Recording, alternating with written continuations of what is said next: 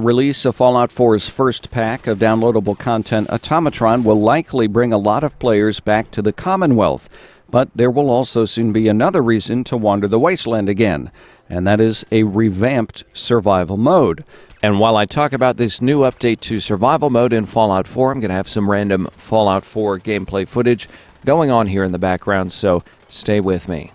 Fallout 4's survival mode is designed to be as realistic as possible, and in a post-apocalyptic world, that's going to make life difficult. Publisher Bethesda detailed the new mode in an announcement on Tuesday. Bethesda says they want to force players to make interesting choices by bringing more contrasting motivations to Fallout 4 using the type of circular systems you might find in a game like Dark Souls, which is well known for being difficult. Circular systems are two or more systems that push against each other. The result is the four major pillars of this new survival mode in Fallout 4. Those pillars are strategy, exploration, resource management, and role-playing. For strategy, Bethesda wants to intensify decisions involving when to get into combat versus when to avoid it, and also to make you think more about what gear to take into combat. Then back up those decisions with faster, more brutal fights. Regarding exploration, slow down the pace of the game and encourage players to explore the nooks and crannies of the world. In resource management, Bethesda wants to balance out items in the world that may be too easy to acquire or hoard, giving players more to consider when planning their current loadout. And for role-playing, Bethesda wanted to increase the realism of the world and the issues that one might face there. So, how do these goals manifest in survival mode? Well, first of all, you have saving with sleep. Manual quick saving and almost all autosaves are disabled in Fallout 4's new survival mode. To save your game, you'll need to find a bed and sleep in it for at least an hour. This means your fallback options are reduced, forcing you to be more concerned about what you are walking into and whether you are prepared to handle it. Some fights you may deem above your level and decide to avoid, while other fights you may decide to go all in. Scouting and gathering information to make this decision can be fun in its own right. Also, when beds are your only means of saving, they become the holy grail. With that level of importance tied to them, you will scour the earth to find the closest bed to your next chosen encounter, and in doing so, you will likely discover things that you might have otherwise missed. No more fast travel. Fast travel is disabled. If you wish to be somewhere, you have to get there the old-fashioned way. In other words, exploration is now mandatory, exposing more of the Commonwealth's secret gems. This will also take you out of your comfort zone, but encourage you to take advantage of the well-placed workshops throughout the wasteland. And while charisma may seem less important to your immediate survival, there are certain charisma-based perks that make managing your bases less painful.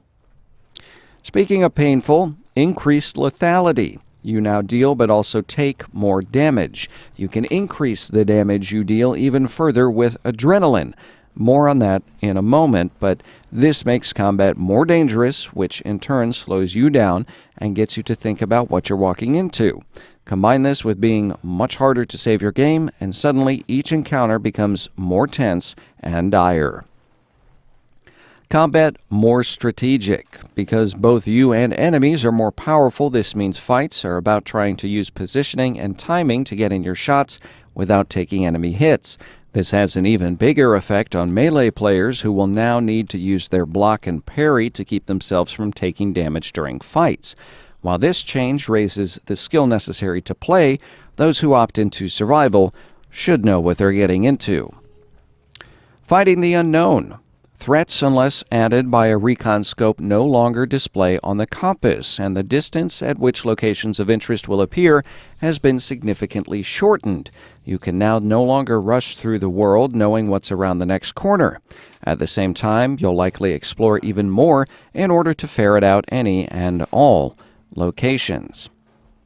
And we mentioned adrenaline a while back, but adrenaline is a new perk that comes standard with survival mode, provides a bonus to your damage output, and is increased by getting kills. Every 5 kills increases your adrenaline rank, adding 5% bonus damage for up to an extra 50% damage at the max rank of 10. That extra damage is alluring to many players. Adrenaline motivates the types of stupid decisions that will always lead to the best water cooler stories. Contrasting adrenaline, sleeping removes anywhere from 2 to all 10 ranks of adrenaline depending on the amount of time you've slept. And then there's wellness, exhaustion, hunger, and thirst. You'll find it difficult to survive in Fallout 4's new survival mode without taking proper care of yourself. You have to stay hydrated, fed, and rested to remain combat ready. Going for extended periods of time without food, water, or a good night's sleep will begin to adversely affect your health, hurting your special stats, adding to your fatigue, lowering your immunity, and eventually even causing physical damage to you. This will affect every decision you make because you have to consider your overall and ever-changing health. The drive to simply stay alive might push you into new and unexpected adventures. At the very least, you'll likely find yourself hunting for valuable meats, which of course triggers encounters with dangerous wildlife. But not everything you can consume is good for you. Certain items in the game now have negative consequences to balance out their positive effects. These counter effects may make you thirsty, hungry, or tired, and possibly even hurt your immunity, leaving you vulnerable to illness. So let's talk about fatigue for a moment. Fatigue mostly comes from being tired, but both hunger and thirst also affected in the new survival mode. Fatigue works like radiation, but affects your action points rather than your hit points. The more fatigue you've built up, the less AP you have available for actions like sprinting and VATS. The amount of fatigue you've accumulated is displayed in red on your AP bar. Meanwhile, Bethesda also took significant steps to challenge what you value in Fallout 4. Now, even small decisions can have big consequences, and they also made adjustments to all kinds of items and conditions. Among them, bed types. The type of bed you're sleeping in limits the length of time you are able to sleep, thereby limiting how much you can recover. Real beds, which are hard to come by in the world, offer the highest bonuses for sleeping. This rewards you for working out of a home base or even spending the caps for a good night's sleep. Also, finding a sleeping bag in the middle of a dungeon will feel great. Finding a dirty mattress will make you even feel better. And finding a real bed will be like winning the lottery, according to Bethesda. You know all those spots where you can use workshop mode in the game? It's time to start building beds. For illness and antibiotics, there are several different illnesses that can affect you. Your base chance of getting sick increases as your average wellness decreases. Antibiotics can be crafted, bought, or found, and alongside doctors, can heal your current illnesses. Certain things in the world, such as taking hits by certain creatures or by using chems, may immediately give you an illness. Also, Stimpaks are no longer the fix-all miracle drug, so make sure you're prepared. Immunodeficiency. Items that cleanse your body of rads come with the cost of making you tired and temporarily damaging your immunity, leaving you more vulnerable to illness than usual. By adding a negative effect to Radaway, Bethesda is pushing you to only use it when you really need it. There's also slower healing and survival. Stimpaks and food recover your health at a significantly reduced rate, so you'll need to time your healing precisely if you hope it will last. Crippled limbs will no longer auto-heal after combat. They will remain crippled until healed by a Stimpak or slept off. This not only makes combat tougher and more strategic, but also puts a further tax on Stimpaks. Meanwhile, carry weight has been changed as well. That has been reduced, and items like ammo and Stimpaks now actually have weight. Bullets and shells have a small amount of weight, which varies by caliber, while missiles and mini-nukes are actually quite heavy. Everything you carry must now carefully be chosen, and you'll have to weigh power over volume when it comes to things like ammunition. If you don't pay attention to what you're carrying, prepare to pay for it with painful encumbrance. Exceeding your carry weight reduces your overall wellness, quickly building fatigue, and will eventually cripple your legs. You now can't hoard a whole bunch of items, then just make the long, slow trip back home, which, to be fair, isn't that fun, so just set aside the loot and be free.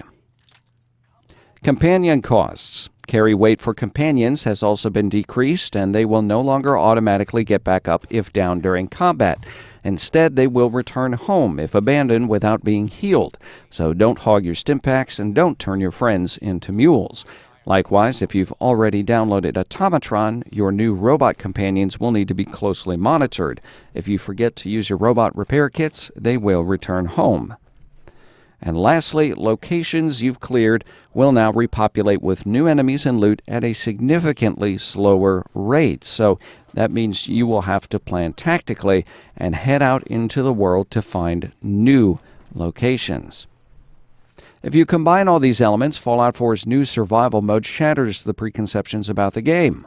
Fallout 4 is no longer about prancing through the wasteland and pistol-whipping deathclaws.